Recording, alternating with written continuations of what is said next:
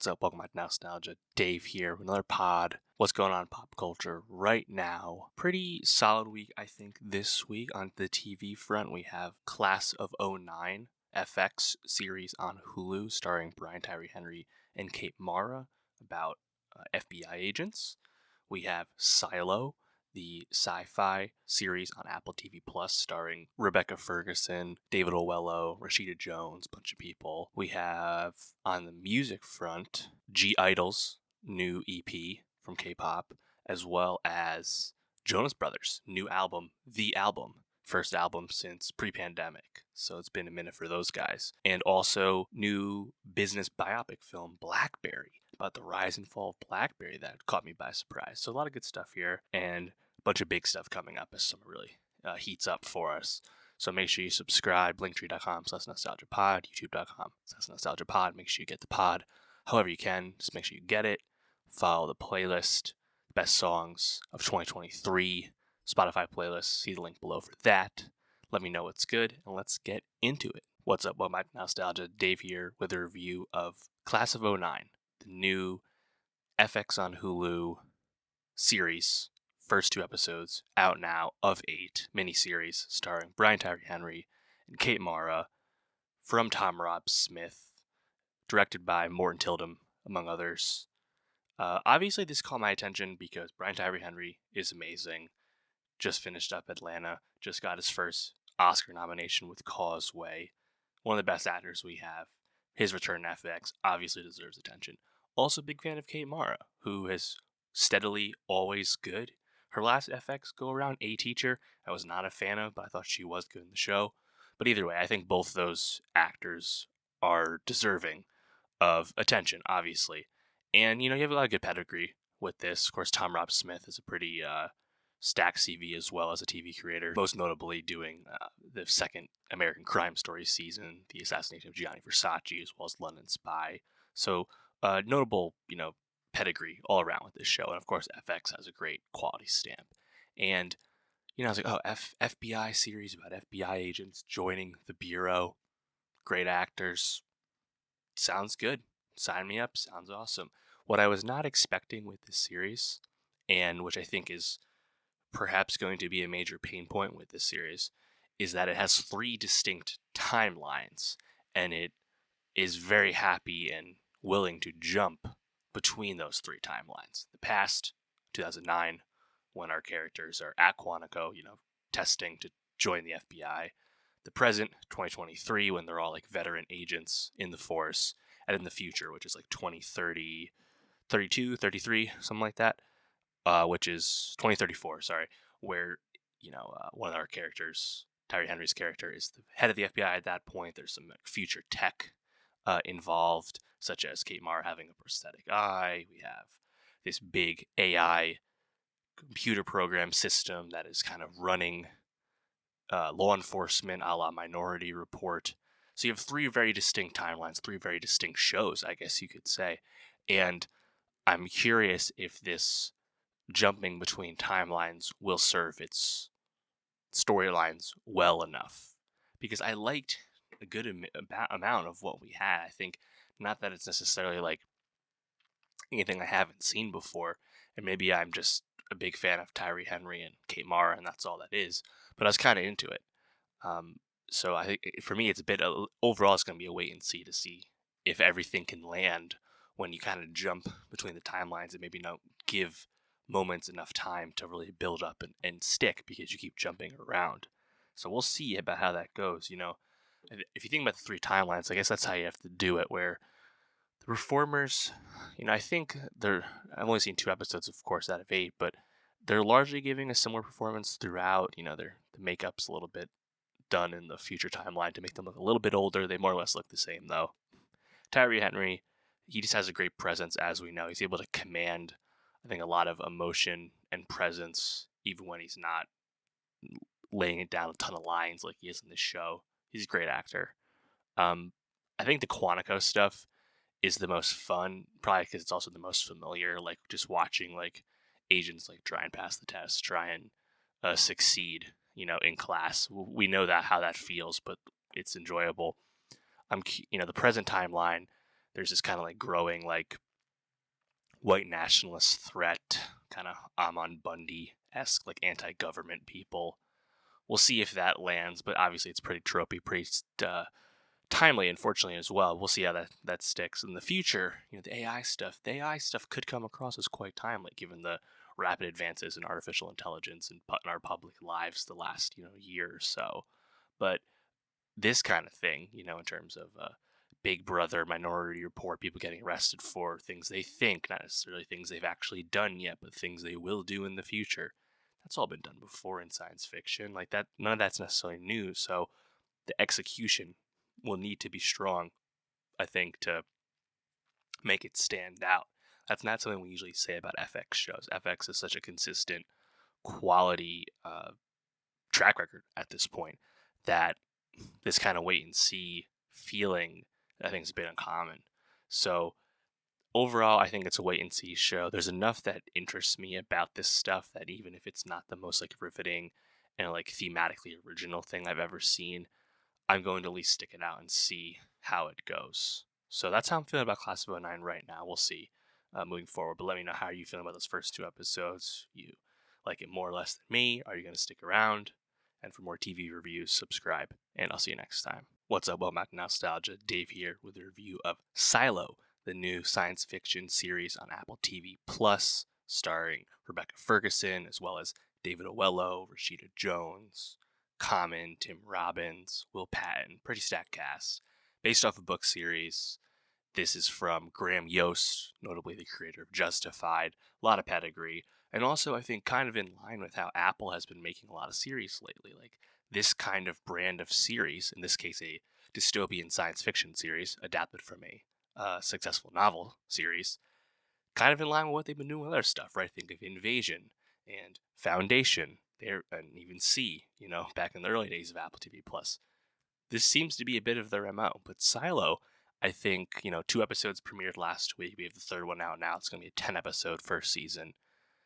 I thought it was pretty engaging and definitely kind of rose up above a lot of the other sci-fi dystopian stuff we get these days. I was pretty compelled, and I'm pretty interested in it. I thought it was a pretty good start. Definitely sucked me in. I think what's great about this series is it has a really awesome logline, really great pitch, right? We have this underground cylindrical silo, this society of 10,000 people all living there. They don't really know what happened in the past with human history, but they've been forced underground due to the toxic environment, so they've been told. And as you might imagine, there seems to be a class system rising up. People towards the top of the silo are more well-off and more successful than people at the bottom, grinding. Some familiar science fiction tropes for sure there. But the production design of the silo itself is incredibly engaging. It looks awesome. I'm curious like how big and expansive the sets were they made for this series, because I think it really is engrossing and really brings you into the world. And also kind of the questions, right? As these the characters we get to know start to realize and question what they've been told about the history of the silo and the history of humanity. Why are they being silenced or misled by this kind of like judicial branch of the silo government, basically? What's going on? What's being hidden? Again, not like that's a brand new phenomenon for like sci-fi rising up series. Think of Brave New World on Peacock, for example. We've seen that before. But this, I don't know, just like kind of like the plot mechanics of like figuring out what's going on, the procedural nature of trying to get to the bottom of the mystery. I'm pretty engaged. I'm pretty activated on this, you could say. Like, I want to know what happens. And I think when you have it anchored with just a really stacked cast, right? Obviously, people know Rebecca Ferguson at this point, most famously for Mission Impossible as well as Dune. She's an awesome actor, and she's the lead of the series. But what's so funny and compelling about Silo is how long it takes to get you to Rebecca Ferguson. We don't really meet her to the end of episode 1, and we don't really spend any time with her until episode 2. We start out with David Oyelowo, this like sheriff character, and his wife, played by Rashida Jones. And we think they're going to be the leads. And we find out what happens to them. They both begin to question what's going on. And I really like how like the show doesn't bog you down in like tons of exposition. It actually kind of tells you stuff I think a bit more through like direct action, like learning Rashida Jones' character, learning um, that her birth control was not actually taken out when they were given permission to have a birth. But before that, right, you learn that this is a society where they control births. This is a society where they give people permission to have kids and increase the population. There's all these kind of like jobs people have. Like, I think it really does a really good job of kind of communicating how things work while still having a lot of questions. And naturally, like you're spending time having that skepticism as the characters are getting it. And I think the question will be with how successful Silo ends up being through this first season. Maybe there'll be more. There's more books, but it's a 10-episode season. Is it going to feel like some mystery box shows have felt in the past, where it feels like the show is just kind of withholding information to the viewer for the sake of revealing it at a later date? Hopefully it doesn't feel drawn out. Hopefully it continues to feel compelling going through the motions with this series as things get to be uncovered. Hopefully the production design and the acting on the back of someone like Rebecca Ferguson is able to carry that. We will see. Have Harriet Walter in a supporting role, Ian Glenn in a supporting role. I think Will Patton through the start of the series has been quite strong as another deputy character. He's just a really humanistic actor. I think he fits right in to this world and this story that we're learning. And episode 3, I think, kind of race against the clock to fix the generator, or the silo will lose electricity forever and everyone will be stuck in the dark. Like, incredibly compelling and kind of visceral filmmaking as we watch this kind of hard-nosed group of mechanics led by Ferguson try and get the job done and save the group. Basically, that was quite compelling and fun. And there's obviously just a lot of unknown with the plot, and hopefully everything else continues to be consistent, because I don't think plot alone can carry a show like this. I think we've seen that recently. There's been a lot of shows of a similar substance, as I've said, but not all of them last because they don't have enough beyond just plot mechanics. Silo seems to have enough story to put along with that plot, and we will see how that lasts. As I said, it's a long season, but I'm certainly compelled thus far and looking forward to seeing more of Silo. Definitely the best Apple TV Plus show I've seen this year, because Ted Lasso stinks. But how are you feeling about Silo? For more TV reviews, subscribe, and I'll see you next time. What's up, welcome back to Nostalgia. Dave here with a review of BlackBerry, the new business biopic film from indie filmmaker Matt Johnson about the rise and fall of BlackBerry, starring Jay Baruchel and Glenn Howerton. This is a film that really snuck up on me, getting a small, limited-ish release this past weekend after premiering at Berlin. And, Matt Johnson is someone I wasn't super familiar with. He's a true independent filmmaker, but he actually also plays a role in this film as well, acting role.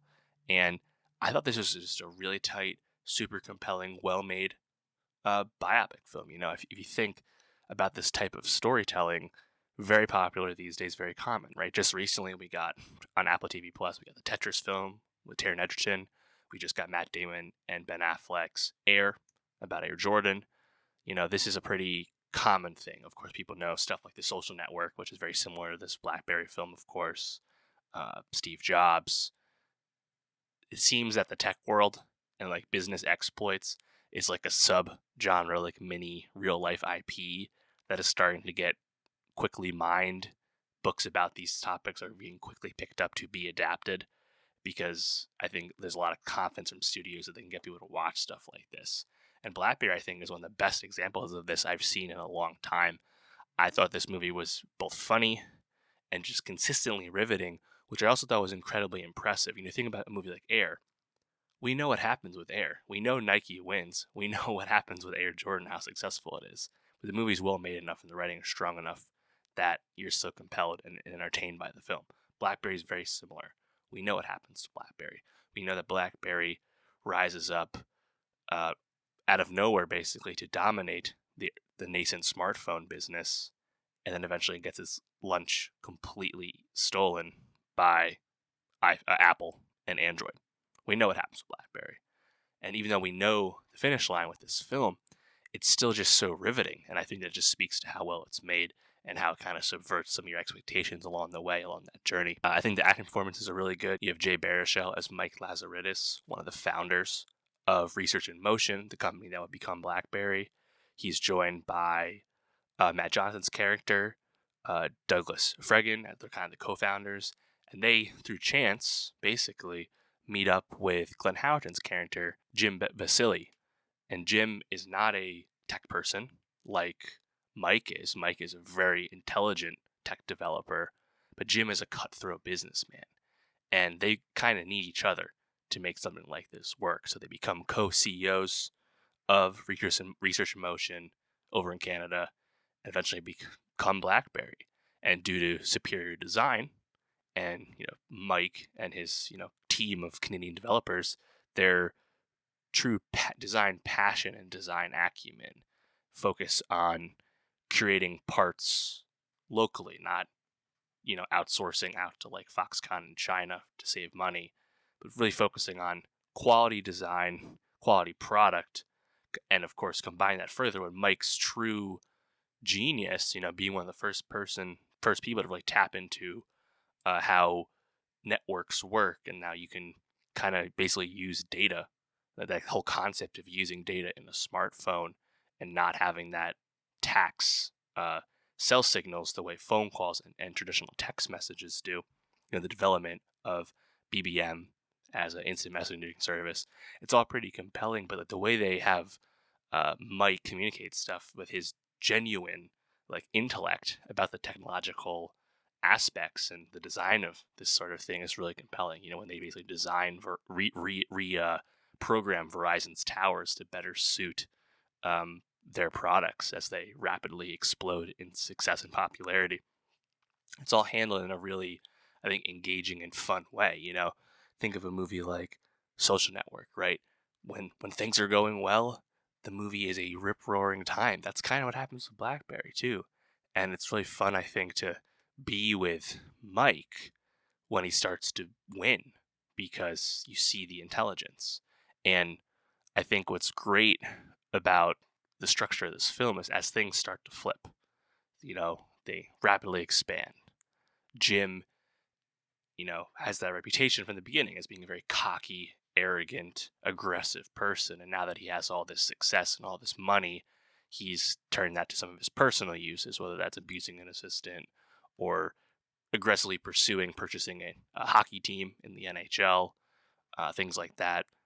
Mike starting to get a bit arrogant in his design philosophies and his belief in his own techniques, and it all kind of builds up to the inciting incident, the bomb, if you will, when Apple in 2007 unveils the first iPhone, the famous Steve Jobs presentation, and all these people at BlackBerry watching that presentation and seeing the full screen, no tactical keyboard thing, and Mike just having the complete wrong read on that people would like that, and that would be the future, right? The focusing on the BlackBerry click, that's what people like, and it's kind of depressing, but you can't help but look away, car crash style of storytelling, where it's man, you had it so right, and you just could not adapt. You just made bad decisions, and you let yourself get passed by.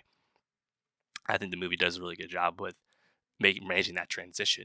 Early in the film, BlackBerry's under threat to be hostile, taken over, not by Apple, but by Palm Pilot. You have Carrie Elways playing the CEO, Carl Yankowski, in the process. That's a really fun scene.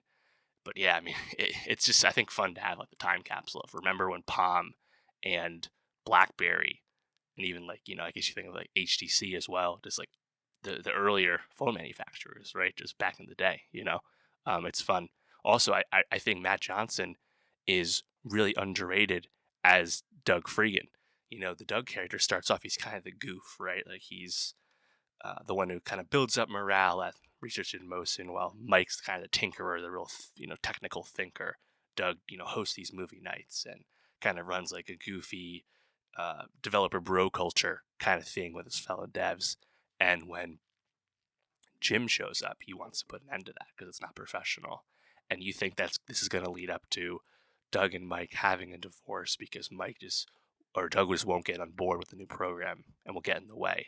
But that's not actually what happens. Funny enough, as the movie progresses and things start to go bad, you realize that Doug is kind of the last person who had the original DNA of the company and like the original good intentions left, as Mike has kind of been consumed by being a CEO and having to worry about financing so much and then getting left behind as Apple takes over. Doug is the one who I think, maintains the soul at the end. So it kind of flipped my perception of what would happen with that character and how I felt about that character. In the beginning, you don't really like Doug. You feel like he's getting in the way, and at the end, you actually sympathize with Doug as things start to go bad. Um, so yeah, I think BlackBerry, sneaky film. Didn't have a big box office. It certainly won't. But it'll be on VOD soon. I'd recommend people check this out. This type of movie that you're into, I think it's incredibly well done. And for more movie reviews, subscribe, and I'll see you next time. What's up, my nostalgia? Dave here with a review of I-DLE's 6th EP, I Feel. Yes, I-DLE, the G is silent. Funny, odd name they have, but I-DLE, successful K-pop group, 5-piece from Cube Entertainment, one of the smaller K-pop labels, or at least not one of the big four.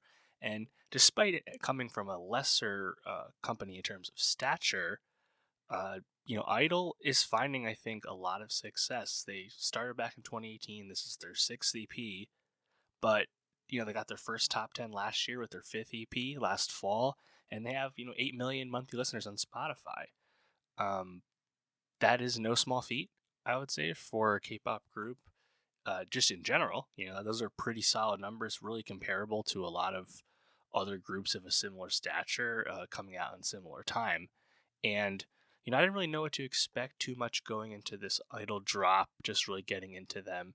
And I was quite impressed and pleased with, I think, the strength of the production on this. I was really just taken with how often I-DLE brings in like rock production, just their heavy presence of guitar and drums, not nearly as common in like mainstream K-pop music, at least not with any regularity. Obviously, I hear it sometimes, but to have an album, or in this case an EP, really like focused on, I think, this kind of theme really worked for me. I thought it was a pretty fun listen. Obviously, as an EP, it's short and sweet, to the point. This one, only 6 songs, 17 minutes, but the concept is kind of fun too. Like the members are all kind of like playing up like Mean Girls-esque characters, kind of satirizing that and really capturing that with the lead single, or sorry, the title track, Queen Card, which is a super fun, boppy song, has a very noticeable guitar line, super up-tempo, clearly like satirizing stuff with those lyrics. And that one's really fun. The only knock I would have on it is like the hook is almost a bit undercooked. It's a bit like just chanty is like the vibe, it's not quite as strongly written, I would say. The second song, though, which is the lead single, Allergy, also like that quite a bit. The guitar line's super noticeable, and ultimately that gives you like a 2000s emo pop vibe, not something I expected to hear from a 2023 K-pop release. Again, the tempo is awesome. Track 4, All Night, also like that one quite a bit. Really nice drum tempo again, which then leads into that drum tempo, having guitar joining in. It just sounds really awesome. Fun beat. But some of the lyrics, especially with the hook, are a bit repetitive again. Like I just would have liked it to be a little bit more developed. Production-wise, I thought Peter Pan was pretty cool too. With that hand clap, really nice. In general, I think what's pretty cool about I-DLE as well is that these artists are super involved in the songwriting and production of their music. We know that's not super common with K-pop, and we know when K-pop artists are involved in the creative process directly, it's not nearly as overt. But in this case with I-DLE, like Soyeon is the sole writer of Queen Card and Allergy, and one of 2 writers on Lucid, and wrote on Paradise and Peter Pan as well. 5 of the 6 songs. That's super uncommon for K-pop to have one of your members be the sole creative force, especially for a youngish group, on their first contract. To have that much creative control probably speaks to a group that's on a smaller company having that much more creative autonomy. We would love to see this, across the industry. We know it's not common, but I think, I-DLE, it's cool that they're kind of rising in the U.S. and just worldwide in general, because they have a lot of competition, and Cube doesn't really have the marketing might the way the big four labels do. But despite all that, they're finding their way, similar to how like an act like Dreamcatcher is finding their way on the smaller labels. So you always like to see that competition. And I think my biggest gripe with them is that I think the name is just super confusing and hard to say. You don't say the G. It's a series of acronyms and hidden meanings. I-DLE, I-D-L-E, silent G, whatever. Shout out I-DLE. I think I Feel, pretty solid release. K-pop's been hitting pretty hard so far this year, halfway through May. But let me know how'd you feel about this one. For more music reviews, K-pop reviews, subscribe, and I'll see you next time. What's up, all my nostalgia? Dave here with a review of the Jonas Brothers' 6th album, The Album. This is their 6th album, but really their 2nd album since ending that hiatus, signing Republic Records, and getting back together as a group in 2019 when we got Happiness Begins, which was a huge smash hit album. Really kind of came out of nowhere, that success to me. Selling like 400,000 units first week, several singles going multi-platinum, like Only Human and Sucker and Cool. And Jonas Brothers kind of reestablishing themselves really quickly as a arena act, a huge pop force. Not the biggest force in pop, but a significant one nonetheless. And since then, that was pre-pandemic. We've been waiting. Nick had a solo album come out, Spaceman. But I think ultimately this is a group, and the Jonas Brothers as individuals, this is a group that they're just better together, like a lot of groups are. And I think the music is at its most interesting when they're together. In the case of the album, I think this is a really safe record where it doesn't really like push any boundaries. Not that it doesn't have sonic inspirations. I think that's probably the best thing about the album. Taking a lot of funk influence. The Jonas Brothers have done a lot of press for this record. Went to a bunch of sporting events like the NFL Draft, Knicks, and Lakers game. They've been around, and yet they have really kind of had the same tenor in how they talk about this music. Citing Stevie Wonder, citing the Bee Gees. Hall & Oates comes to mind when you listen to some of this music. Clearly the influence is there, and I think that's the most fun stuff about this music, because lyrically they're a safe group. I think at their worst they can be a bit vanilla, a bit plain, but on the other hand, it's pretty solid music. It's always quite listenable. I think vocally, Nick is always the most engaging of the group. That's really nothing new. Some of the music he's able to belt it out a little bit more, just kind of get a little bit rawer with his vocals than Joe really can, and I think this is, kind of just a solid record. I don't know if there's anything that really rises up and is a true earworm the way Only Human was on the last album. I don't think we really get there on this, but I still think there's a, handful of songs I quite enjoyed. I think one of the early singles, Waffle House, actually kind of stood out to me. I like the vocals on that. The call and response to that chorus, I think, is really fun. Yeah, I think, starting towards the top, Montana Sky, the brothers sound really nice there vocally, just harmonizing together. Kind of simple stuff. But Americana, track 5, I really like the tempo on that, more of an acoustic vibe instrumentally. That one's fun. I think one of the best songs here would be track 6, Celebrate. The Nick vocals have a bit more punch to those, but the horns really stand out on that track. And at this kind of point that the album changes, because you have Celebrate and Waffle House back to back. I think Vacation Eyes, track 8, is also pretty solid. The bass, I believe it's Kevin on bass, sounds really good. But it's a slow down, I think overall, throughout this album, there's some fun vocal effects that the brothers do, whether they're almost ad-libbing each other as they sing verses or parts of verses, or even just doing little bits of overdubbing and stuff, having these other choruses and other voices brought in as well.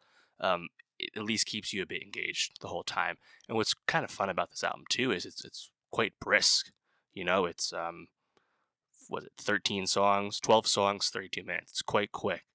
And I think that's why it's hard to be too critical of this, because it's pretty solid, pretty quick, has some fun moments, and I think if you're a Jonas Brothers fan, this will probably just kind of satiate the need. Not like I said, I don't think it really hits the highs of some of their past work and even like, earlier hits, like the true bangers, like an SOS. Like there's no SOS on this. That's okay though. Like I think, they're both, all three of them now are parents and all married. They're probably in a different stage of their career, but interesting to see them on like the promo run with this because they've been heavily promoting this album. And the singles, Waffle House as well as I believe Wings, um, haven't really taken over the way like when Sucker came out, that was a huge hit like right away. This album seems to be coming with a lot less fanfare. So I'm curious to see how this goes for them overall. I think another song I like, track 10, Summer Baby.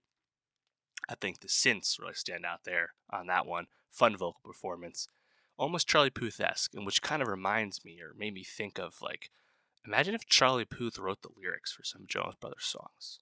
Because I think Jonas Brothers, the weakness of their music, if you want to pick a weakness, is lyrics. They, like I said, they're plain, they're vanilla, they're not overly ambitious with their songwriting. If you had someone who's like a songwriting savant, like Charlie Puth, punching up their music, that'd be pretty cool. And I think the Jonas Brothers, even though they're signed to Republic, they work with plenty of producers. John Bellion is a key influence on this album. He produced almost every song. I believe every song, actually. It seems like the writing is still Brothers focused, right? All three of those guys are credited on every song, but there's other people involved. I'd be curious if they had someone with like a clear point of view involved. I'd be curious if their creative process would change all that much. Best pie in the sky idea. I don't think something like that would ever happen, but just the thought I had, because that song Summer Baby kind of reminded me of like a Puth song, a Puth performance in a sense. Little Bird, I think Nick sounds really good, really kind of belting out, getting a bit raw, a bit more emotional with his vocals than he did on most of the album. Yeah, so overall I think it's a pretty solid album, and I'm really just curious about how this performs and what's next for the Jonas Brothers. I can't imagine they would take another 4 years off from making music, assuming they want to continue their careers as major pop forces. I assume they do. So we'll see what's next for the Jonas Brothers, but let me know how are you feeling about this album. And for more music reviews, subscribe, and I'll see you next time.